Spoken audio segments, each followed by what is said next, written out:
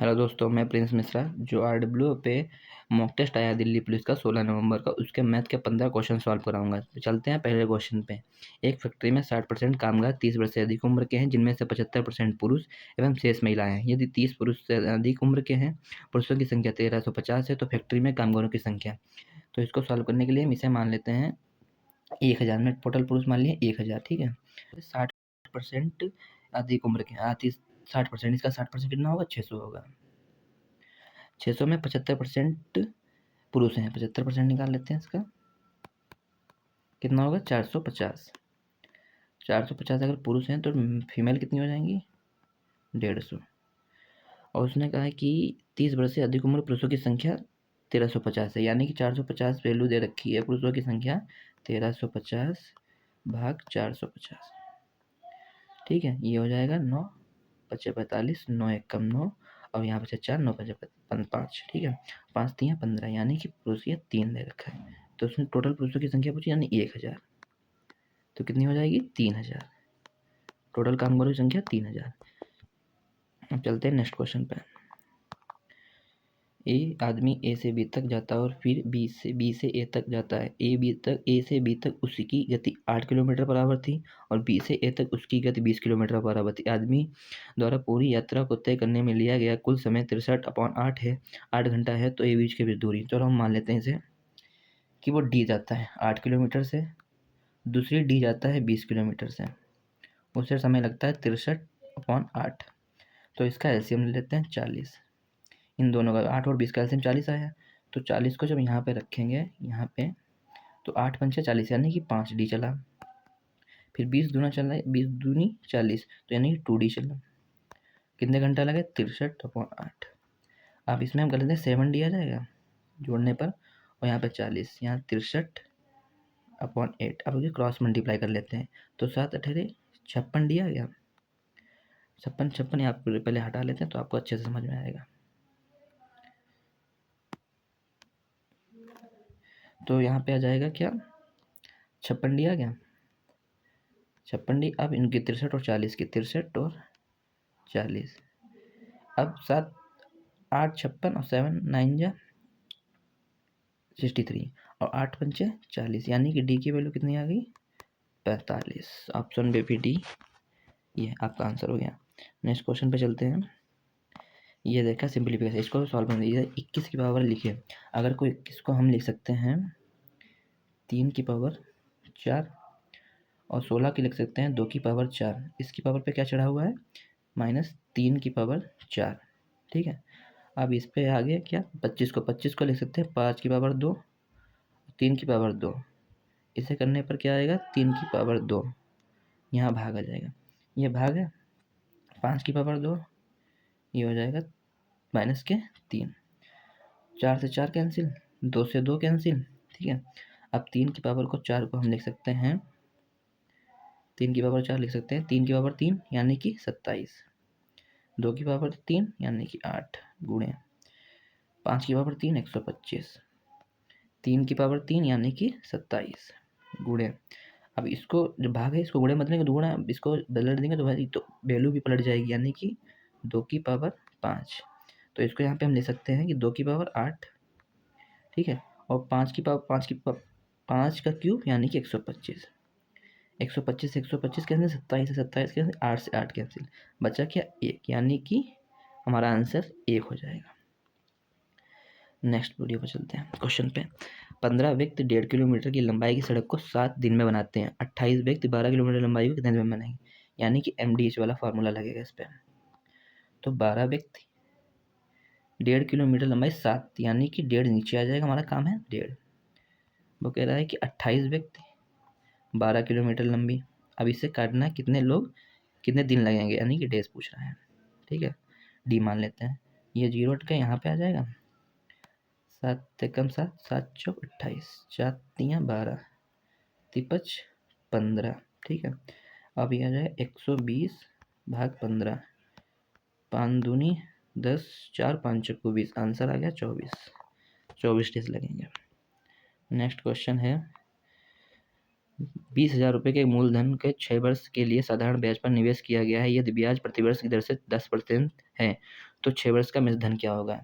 तो ये क्वेश्चन है 20,000 यानी कि 6 वर्ष में 10% लग रहा है तो 6 साल का हो जाएगा 60%।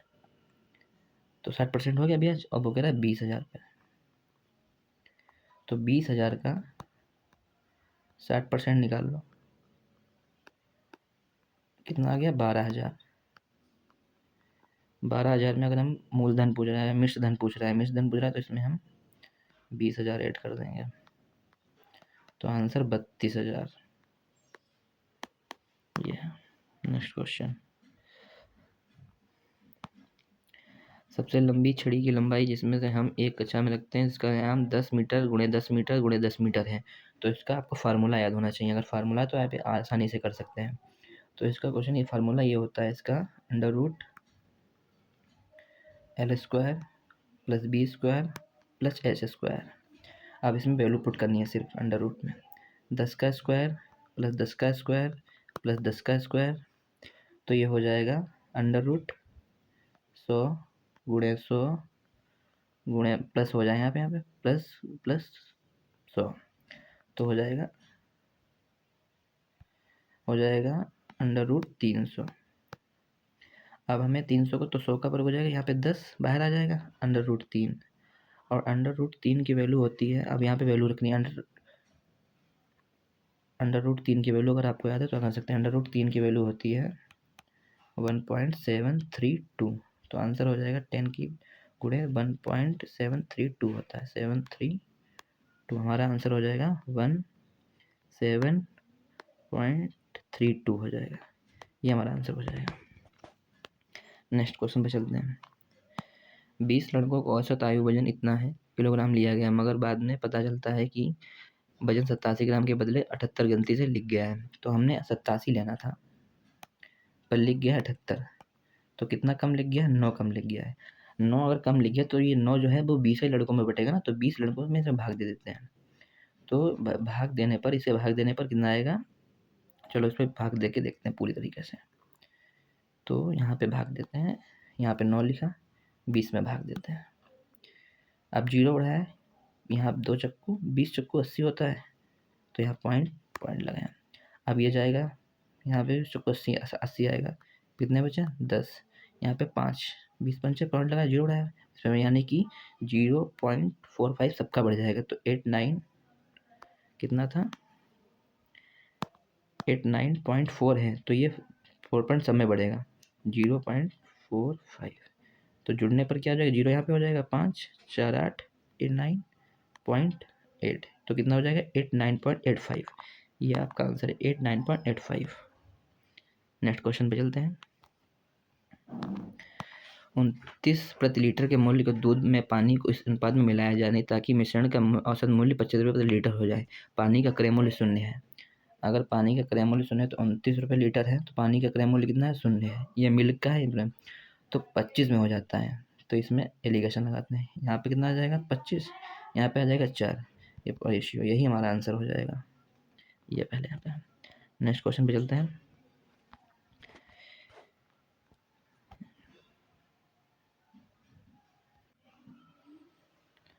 क्वेश्चन नंबर 9 सॉल्व कराते हैं। एक्स और बाई के पास संतरों की निश्चित संख्या। एक्स ने बाई से कहा अगर तुम मुझे 10 संतरे दे दो तो मेरे पास तुम्हारे बचे हुए संतरों के 2 गुना संतरे होंगे। बाई ने उत्तर दिया अगर तुम मुझे 10 संतरे दे दो तो मेरे पास भी उतने संतरे होंगे जितने तुम्हारे पास होंगे बाई के पास। इस क्वेश्चन को करने में अधिकतर लोगों का गलत हुआ है। चलो मैं आपको लोगों को समझाता हूँ। यदि माना मेरे पास एक्स ने कहा एक्स ने कहा अगर तुम मुझे 10 संतरे दे दो, एक्स 10 संतरे 10 एक्स प्लस 10 हो जाएगा। उसने कहा तुम्हारे 2 गुने यानी कि बाई के गुने हो जाएंगे। ठीक है, तो यहाँ पे क्या हो जाएगा? X plus 10 is equal to 2y और 2 की इसमें करेंगे 20। ठीक है, तो x minus 2y is equal to minus के 30। ये पहली इक्वेशन बन जाएगी। अब बाई ने क्या कहा है? बाई ने कहा है कि बाई ने उत्तर दिया अगर तुम मुझे 10 संतरे दे दो। अगर एक्स 10 संतरे दे देगा तो एक्स के पास कितने संतरे बचेंगे? X minus 10। तो बाई के पास कितने हो जाएंगे? Y plus 10। तो इसका हो जाएगा क्या? X minus y is equal to 10 और 10 और 20। अब पहली और ये सेकेंड इक्वेशन बन जाएगी। आपको इसको नए प्रश्न पेज पे ले चलते हैं। अब क्या हुआ है, x minus y is equal to 20 है, x minus 2y is equal to minus के 13 है। अब इनको हम घटाते हैं, ये माइनस ये प्लस ये माइनस, ठीक है। अब ये x x कैंसिल हो जाएगा, बाई में से 2y में से 2 बाई गया तो बाई, और ये माइनस माइनस प्लस यानी कि 25, तो बाई के पास कितना हो जाएंगे 50, ये हमारा आंसर है। नेक्स्ट क्वेश्चन पे चलते हैं। 110 मीटर लंबी ट्रेन 58 किलोमीटर प्रति घंटा की चाल से चल रही है। समान दिशा में 4 किलोमीटर प्रति घंटे की चाल से चल रहे एक कड़ाही को कितने समय पे पार करेगी। यानी कि समान दिशा में चलना है तो चाल का अंतर ही हो जाएगा। यानी कि सॉल्व करने से 58 किलोमीटर है, अगर सामने आने चलेंगे तो इसकी सामने चलने हैं तो इसकी चालों का अंतर ही होगा, तो अंतर कितना हो जाएगा 54। उसमें मीटर पर सेकंड में पूछा है तो इसको हम मीटर पर सेकंड में चेंज कर लेंगे, 5/18 से 18 तियाँ 24 यानी कि 15 आ गया। अब इसे हम रिमूव पहले कर लेते हैं।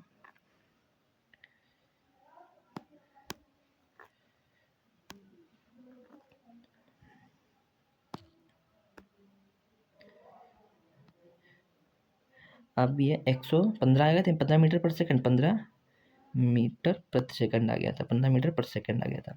तो कितनी मीटर है, 110 मीटर है, 15 मीटर पर सेकंड से जाएगा। 5 ये 5 है, 5 तियाँ 15 और 5 दूनी 10, 5 दूनी 10 यानी कि 22/3 यानी कि 7 तियाँ 21 बचा कितना 1/3, ये इतना समय इसको लगेगा। ये हमारा ऑप्शन ना सी नंबर पर है। चलते हैं नेक्स्ट क्वेश्चन पे। ये कह रहा है 12 वस्तुओं का क्रय मूल्य 9 वस्तुओं के विक्रय मूल्य के बराबर है तो लाभ प्रतिशत, यानी कि 12 का क्रय मूल्य यानी कि CP इजिकल टू 9 वस्तु के विक्रय मूल्य यानी CP। तो इनकी सामने आने की वैल्यू होती है, CP हमारे पास कितना आ जाएगा 9 और SP कितना हो जाएगा 12। तो 9 की चीज़ 12 में बेच रहे हैं तो 3 का लाभ कितने पर 9 पर, तो 100 पर कितना हो जाएगा 100 पर कितना हो जाएगा 3 तिया 9 यानी कि 100 को 3 में भाग देंगे तो 3.33 आंसर आएगा। ये रहा ऑप्शन बी पर। नेक्स्ट क्वेश्चन सॉल्व करते हैं। ये इकाई अंक पूछा गया है, देखने में क्वेश्चन बहुत बड़ा लग रहा है पर ये बहुत आसान ही क्वेश्चन है, आपको सॉल्व कराते हैं। इसको हम पावर को 4 से भाग देते हैं, तो अगर 98 को 4 से भाग 4 दूनी 8, 4 दूनी 8 बचा कितना 16, यहाँ पे 2 बचेगा तो इसको 5 को भूल जाओ, 7 को याद रखो, 7 की पावर 2 लगा लो क्योंकि इसमें 2 4 दूनी 8, 4 दूनी 8 यानी कि 16 बचा, 2 पावर चढ़ जाएगी, फिर लिखा 5, इधर 5 लिख लिया। 4 से 25 को भाग देंगे बचेगा 1 पावर चढ़ा लेते हैं, इधर लिख लिया 3, 4 दूनी 8, 4 चौके 16 यानी पूरी अगर वैल्यू कट रही है पावर तो उसकी पावर 4 चढ़ जाएगी। 7 की पावर 49 होता है यानी कि आखिरी अंक लिख लो 9, 5 का 5 लिख लो, 3 की पावर इस पर करो, 3 की पावर 3 चढ़ाओ, 3 की पावर 3 गुणे 3, 3 तियाँ 9, 9 तियाँ 27, 27 बनना 7 याद रखो, 7 की 1 मतलब 7 तियाँ 21, 21 का 1 यहाँ पे लिख लो 1, 9 पचे 45, 45 की व्यक्त में करेंगे तब भी 45 है, इकाइयाँ कितना आ गया 5 आ गया, 5 ही हमारा आंसर हो जाएगा। ये नेक्स्ट क्वेश्चन पे चलते हैं। ये एक स्कूल में 378 छात्र हैं, 675 छात्र हैं। स्कूल को सख्ती से छात्रों को सेक्शन आधार पर बांटा गया है और स्कूल के हर सेक्शन में विद्यार्थियों की संख्या बराबर है। स्कूल में कितने सेक्शन होंगे, तो इनका एलसीएम आएगा 378 और 675, 675 का एलसीएम लेना है, एलसीएम आएगा इसका एचसीएफ लेना है, क्या लेना है एचसीएफ आएगा, एचसीएफ आएगा 27, ठीक है। अब 27 को अगर इसको भाग देंगे हम 27 से 378 को, 27 से भाग दो, 675 को 27 से भाग दो, जब आप इनमें भाग देंगे 3 ने 27, 3 एकम 3, 3 दूनी 6, 4 18, अब ये 9 से दे लो, 9 एकम 9 बचे कि 5 बचे और 9 सत्ते 56 यानी कि 15, इसमें 15 बचेंगे। अब इसमें दे लो 9 तियाँ 27, 7 9 जा 63, 9 जा 9 सत्ते 63, नहीं 3 नेम 27, 3 दूनी 6, 3 दूनी 6 तिपच 15, अब 9 दूनी 18, 4 बचे 9 पचे 45, अब ये 25 और 15 को जोड़ोगे तो आंसर 39 आएगा, ठीक है, तो इसका आंसर हो जाएगा क्या, 39। नेक्स्ट क्वेश्चन पे चलते हैं। ये क्वेश्चन आप लोगों को कमेंट बॉक्स में बताना है कि इसका आंसर, अगर नहीं आप लोग कर पाएंगे तो अगली वीडियो में क्वेश्चन में रख लूँगा इसे। नेक्स्ट क्वेश्चन पे चलते हैं। यह एक अर्धगोले का कुल पृष्ठीय क्षेत्रफल 1848 है, तो इस अर्धगोले की त्रिज्या क्या है। तो इसका फार्मूला अगर आपको है तो फार्मूला इसका होता है अर्धगोले का कुल पृष्ठीय क्षेत्रफल 3πr²। 3πr², इसका होता है फार्मूला याद कर लो, 3 की वैल्यू 22/7, यानी कि त्रिज्या पूछी है, त्रिज्या दे रखी है 848। अब इसे काटना है, तो 3 से काट लेते हैं। 3 छाक 18, 3 एकम 3, 3 छाक 18। अब ये 22 से काट लो, 11 दूनी 22, 11 पंचे 55, यहाँ कितने में 6, 11 छंगा 66, ये 2 दूनी 4, 2 अट्ठे 16। अब इससे 28 की गुणा कर दो, नहीं क्वेश्चन गलत हो गया, एक मिनट, सॉरी, क्वेश्चन गलत हो गया, जरा मल्टीप्लाई करने में कुछ गड़बड़ी हो गई है, फिर से देखते हैं। 3πr², 3 गुणे 22/7 पाई स्क्वायर, 48 दे रखा है, ठीक है। अब इसमें हम 3 से काटते हैं, 3 छाक 18, ठीक है, 3 एकम 3, 3 छाक 18। अब इसे 22 से काटते हैं, 11 दूनी 22, 11 पंचे 55, और यहाँ बचे 5, 11 6 बचे, 11 छंगा 66, ठीक है, 2 दूनी 4, 2 अट्ठे 16, 2 अट्ठे 16 बचे ना, तो कुछ तो गड़बड़ लग रही है, क्या गड़बड़ लग रही है, 7 चौक 28, ठीक है। अब इसमें मल्टीप्लाई करते हैं, 7 अठेरे 56 हो गया, 5 बचा, 7 दूनी 14, 5 19, ये आ गई हमारी। अब मैं से फार्मूला रिमूव करता हूँ, तो त्रिज्या कितनी आ गई, r² की वैल्यू कितनी आ गई है, 196, यानी कि अब 8 हटाएंगे तो पावर हटाएंगे तो इधर चढ़ जाएगी, तो 1 इसका स्क्वायर हो जाएगा, इधर चढ़ाएंगे जब, तो 114 का स्क्वायर होता है ये है हमारे आज के 15 क्वेश्चन। जो आपको क्वेश्चन होमवर्क ले दिया है वो आप लोग कमेंट बॉक्स में बताएं। अगर वीडियो अच्छी लगी हो चैनल को सब्सक्राइब करें, लाइक करें। Thank you.